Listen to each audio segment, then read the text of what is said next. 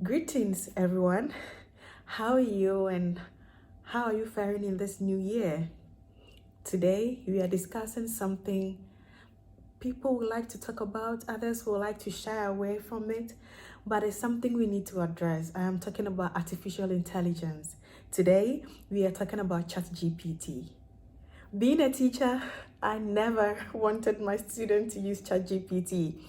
Being a student as well, my lecturer discouraged us from using ChatGPT because what happens to the brain then? Are we saying people are not supposed to think anymore? Are we supposed to depend so much on AI that we will not think about doing our research and assignment? We just put in something and a certain artificial intelligence will just reproduce something for us. It was something I wasn't really interested in. But guess what? It has come to stay. It has become a part of our everyday lives. Whether we agree or not, whether we approve of it or not, ChatGPT has come to stay. Now, this video is going to tell us about 10 benefits that can help us with the ChatGPT. I know that it has its own disadvantages. We will talk about that in our next video. But in this video, we are talking about how we can make use of ChatGPT in our everyday lives. Look, you may say that I am not a student, I don't need ChatGPT. I don't work in the education sector, I don't need ChatGPT. You need it. Yes, you need it in everything you do. You need ChatGPT. Do you draft emails? Then you may need it. Not necessarily to send your emails for you. But then sometimes you have something you want to say. You want to send an email to someone, but you don't even know how to start. ChatGPT can give you ideas. It can give you various ways of starting your email. It may not write your emails for you. I don't use them to write my emails, no. But then it can give you ideas as to how to start writing an email. If you want to write an email, maybe casually, probably to a friend, you may want to do it professionally. You may want to sound a bit empathetic. You may want to sound a bit casual. You may want to sound a bit informal.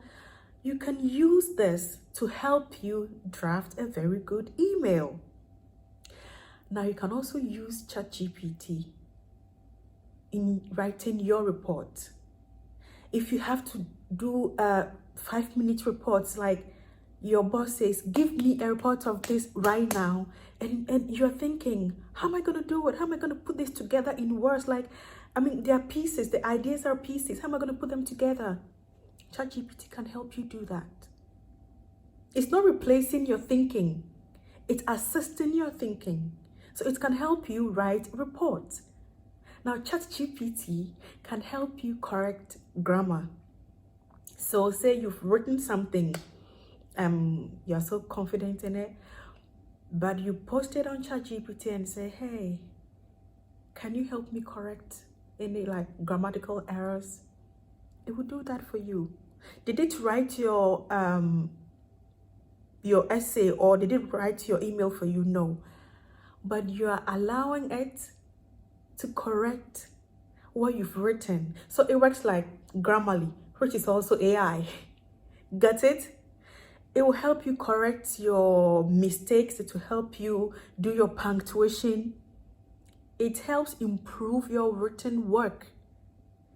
Now, hey, if you're someone that the English language is it's not your first language, it's just, you're learning, and so sometimes it's a battle. You don't really know what to do, how to frame it. Sometimes you know what to say here in your mind, but if you have to put it on paper, it becomes something else.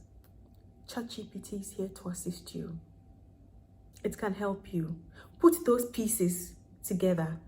It can draft something nice for you. Being a teacher, I was against this, like I said, until not too long ago, a few months ago. One of my students said, Miss, Chat GPT is not entirely bad. I said, okay, how does it work? I didn't know. And he said, Miss, it can do this and this. So I decided to take time to study how it works. I spoke to a few friends here and they were like, lady, ChatGPT is not bad. It can help you do this and this. I did more research into that and realized that, hey, it's not as, it's not bad as I thought it was. No, it's actually something that can assist you in your academic work. You have to write a research, right? You are thinking about what research topic can I write on. ChatGPT can give you ideas. It can make you write in a creative way, in a very creative way. So you write something, you copy and paste it there, you ask it to rewrite it informally for you. Yes, it will do. You ask it to rewrite it academically for you. Yes, it will do that. And so if you're thinking like I used to think that AI and ChatGPT and Killbot and all that are bad, no. It's actually supposed to help make life easy. It's actually supposed to help make work easy. You have to give a speech. You are supposed to go give a speech. You are supposed to address a certain kind of audience. And you're thinking, what kind of words am I supposed to use? I am addressing this caliber of people. I'm addressing that caliber of people. What kind of words can I use to sound professional? ChatGPT can assist you to do that. And I know that some people may laugh after hearing this, but people actually use ChatGPT to draft their breakup messages. Yes, people use ChatGPT to draft their breakup messages. They don't know what the person has done to them, so they are thinking, how am I going to tell this person that I'm no longer into him or her, that I have met someone different and I want to move on with that person? ChatGPT is here to assist you. It will give you ideas. It will, if you want it to sound more sympathetic, it will do that for you. Yeah. Oh, are you thinking of resigning from work and you don't really know how to draft a resignation letter, like appropriate resignation letter? You're thinking about so many things at a time. ChatGPT can give you ideas. It can give you ideas as to how you can draft your resignation email or your resignation letter. If you and I will use ChatGPT in ways that it's supposed to be used, it will be a very good tool, irrespective of where you find yourself, whether you are in the banking sector, whether you are an entrepreneur, whatever work you do. So far as you interact with people, so far as you send messages to people, you can use that.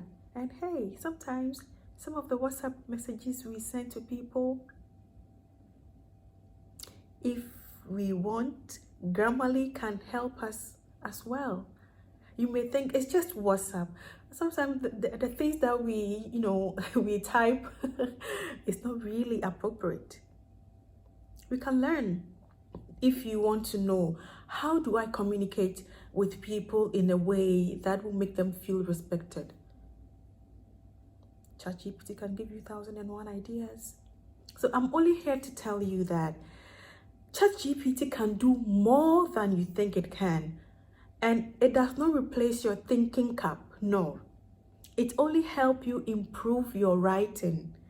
And so those days where you write and, your lecturer has to cross your T's and, dot your I's for you, Grammarly can do it. ChatGPT can do it. It can help you correct those petty mistakes in your writing. If you're doing long essay, it can help you. And a friend just told me 2 days ago about something incredibly good that she did with a ChatGPT. Apparently, she's been given 22 pages of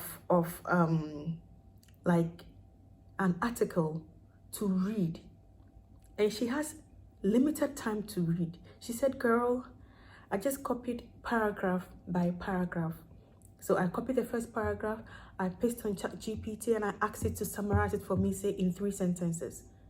And that is how I was able to read the 22 pages in a short while. I was just looking at her like, oh, I didn't know about that. It has helped someone read 22-page article in a short while. Do you think this is not a good idea? This does not mean that she may not go back to read the entire thing, but summarizing it in few sentences gives her an idea of what the article is actually about. I have used ChatGPT 1 or 2 times and I'm still researching about it, but what I keep coming across is that it has lots of advantages. It does not replace your thinking. Do not depend entirely on it. It is here to assist you. Make good use of ChatGPT. However, I know people can overuse it. So in my next video, I am going to talk about the disadvantages of using ChatGPT. See you in my next video. Bye-bye.